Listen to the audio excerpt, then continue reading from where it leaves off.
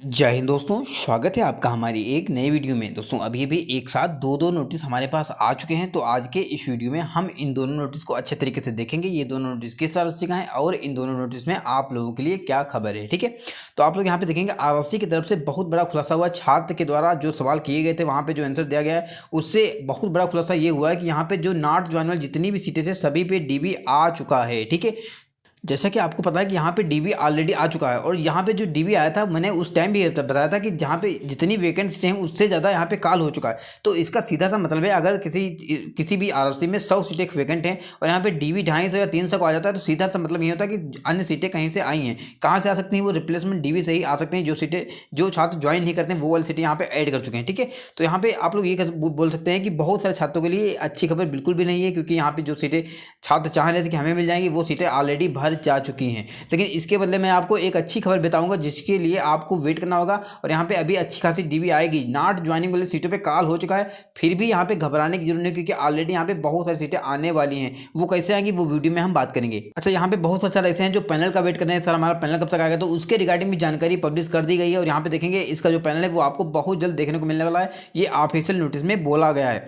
इसके साथ साथ हम एक और आरटीआई का रिप्लाई भी देखने वाले हैं। हमारे पास एक आरटीआई का रिप्लाई भी आ चुका है और ये भी आप आरटीआई ही मान सकते हैं, क्योंकि ये पीओएमए में क्या हुआ था, छात्र ने ग्रीवेंस डाला था, यानी कि शिकायत डाली थी, उसका रिप्लाई आया है, ठीक है। तो दोनों नोटिस आप लोगों के लिए वेरी वेरी इंपॉर्टेंट नोटिस रहने वाले हैं, इसलिए वीडियो को एंड तक देखिएगा तभी आपको सारी चीज़ें समझ में आएंगी, ठीक है।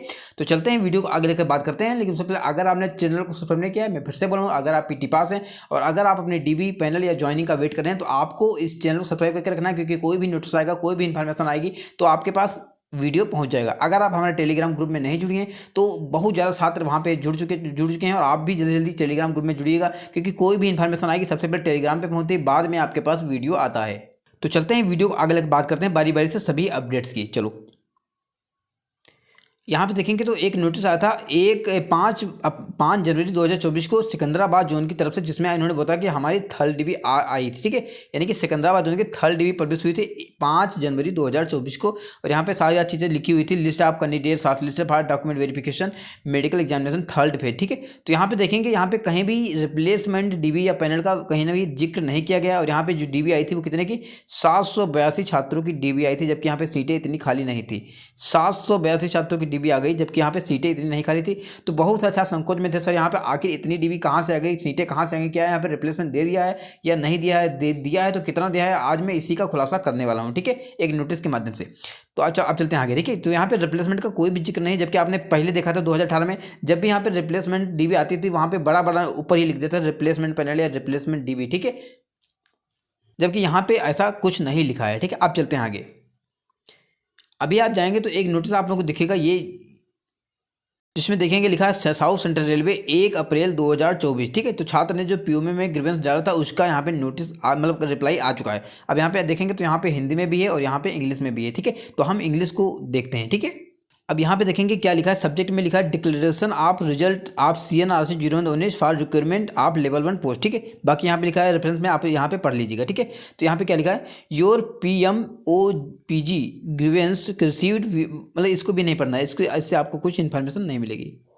हम इस लाइन को पढ़ते हैं, ठीक है। यहाँ पे क्या लिखा है, the requirement of proceed of recruitment of level 1 post vide CNRC 019 is going on as and when the cases cleared panel will be issued. यानी कि यहाँ पे जो थर्ड डीबी आई है उसका कहीं ना कहीं प्रोसेस चल रहा है, जैसे ही उसका प्रोसेस खत्म होगा आपको पैनलिस्ट जारी हो जाएगा, यानी कि आपका पैनलिस्ट आ जाएगा, ठीक है। तो यहाँ पे जो छात्र पैनलिस्ट का वेट करें उनके लिए अच्छी खबर है कि यहाँ पे प्रोसेस चल रहा है, जैसे ही इसका प्रोसेस कंप्लीट होगा आपके पास पैनल आ जाएगा।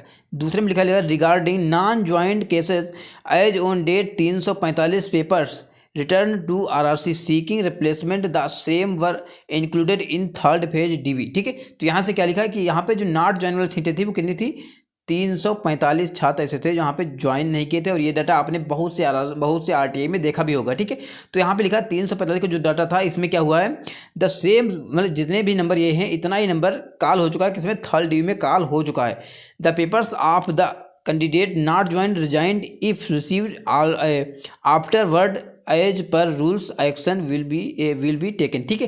तो यहाँ पे ये बताएगा कि ये वाली जो सीटें थी इस पे आपकी डीबी आ चुकी है, जिसका नाम था थर्ड फेज डीबी, ठीक है। तो उसमें आपने देखा होगा जितनी सीटें खाली थी उससे ज़्यादा यहाँ पे कॉल हो चुका है। तो इसका सीधा सा मतलब है कि यहाँ पे डीबी रिप्लेसमेंट का आ चुका है। बाकी यहाँ पे ये भी बोला गया है कि all the candidate are advise to keep visiting the RRC website for updates. ठीक है, तो यहाँ पे अच्छा आप बहुत अच्छा ये कहेंगे सर इस पर अगर कॉल हो चुका तो हम लोगों का क्या होगा, क्योंकि हम तो अभी वेटिंग में हैं। ठीक है, तो मैं उसके लिए बता दूँ, यहाँ पे जो नॉट ज्वाइन वाला डाटा था वो 345 था, बट आपको ये जानकर हैरानी होगी कि यहाँ पे जो रिजाइन का डाटा है उसकी डीबी अभी तक नहीं आई है। ठीक है, जो रिजाइन वाला डाटा है इसका डीबी अभी तक नहीं आया। एक आरटीए में मैंने इसको बताया भी था कि यहाँ पे साफ साफ मना कर रखा है कि जो रिजाइन की सीटें हैं और उस पर डीबी अभी तक नहीं आई, यानी कि आगे की डीबी में उसका नाम उसमें जो सीटें खाली होंगी उस पर डीबी आएगा। ठीक है, अच्छा रिजाइन की बात करें तो करीब करीब यहाँ पे जो नॉट ज्वाइन 345 है ना, इससे भी ज़्यादा यहाँ पे रिजाइन की संख्या है, करीब 400 के आसपास यहाँ पर रिजाइन की संख्या सभी मंडल यानी कि सभी डिवीजन को मिला करके।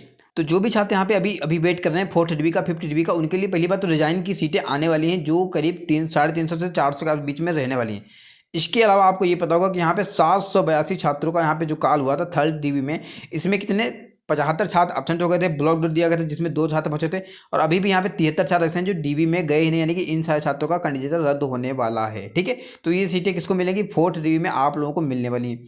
इसके अलावा यहाँ पे बहुत से छात्र हैं जो अलग अलग कारणों से निकलने वाले हैं, क्योंकि बहुत सारे ऐसे होंगे जो मेडिकल में निकलेंगे, बहुत सारे डीबी में निकलेंगे, बहुत सारे छात्र बायोमेट्रिक मिसमेच में निकलेंगे, वगैरह वगैरह कारणों से छात्र अच्छे खासे निकलने वाले हैं। तो कुल मिला के मोटा मोटा मैं कहूँ तो यहाँ पे 782 में आपको दिखेगा कि करीब 250 छात्र ऐसे होंगे जो कहीं ना कहीं रिजेक्ट होने वाले हैं। तो ये सीटें मिलेंगी प्लस 400 आपको रिजाइन वाला मिलने वाला है। ठीक है, तो इसको मोटा मोटा कहेंगे तो 650 प्लस ऐसे, मतलब 600 प्लस ऐसे ही होने वाला है। ठीक है, तो कुल मिला के मैं यहाँ से आपको क्या बताना चाह रहा हूँ, यहाँ से ये बताना चाह रहा हूँ अगर आप अभी वेटिंग में हैं और अभी आप अपनी डीबी का वेट कर रहे हैं तो उसके लिए बहुत सारे चांस हैं।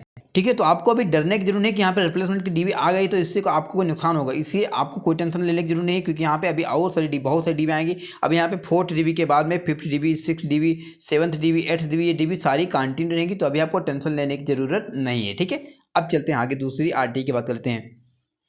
यहाँ पे देखेंगे एक और आरटीए का रिप्लाई है, यहाँ पे सेंट्रल रेलवे लिखा हुआ है और यहाँ पे 28/3/2024 लिखा हुआ है। अब आप लोग कहेंगे सर इसमें कोई रिप्लाई नहीं आता तो आप इसको दिखाते ही क्यों हो, तो मैं आपको इसलिए दिखाता हूँ कि यहाँ पे आरआरसी वाले रिप्लाई नहीं कर रहे हैं, ये आप लोग भी जान सके। मैं तो जानता ही हूँ, ठीक है, लेकिन आपको पता होना चाहिए कि आरआरसी वाले आपके रिप्लाई नहीं करें, क्योंकि जब भी आप आरआरसी जाएंगे तो वहाँ पे यही बोलते हैं कि आप आरटीआई करिए। जब वहाँ पे जैसे बोले आरटीआई करिए तो आप बोल देना कि सर आपने आरटीआई में रिप्लाई नहीं देते हैं, तो आरटीआई क्या करें, इसलिए हम यहाँ पे आए हैं। ठीक है, तो आपको अगर आरआरसी से कोई जानकारी चाहिए सीआर मुंबई से, तो आपको आरआरसी जाना होगा, क्योंकि एक भी आरटीआई का अच्छे तरीके से उन्होंने रिप्लाई नहीं किया है।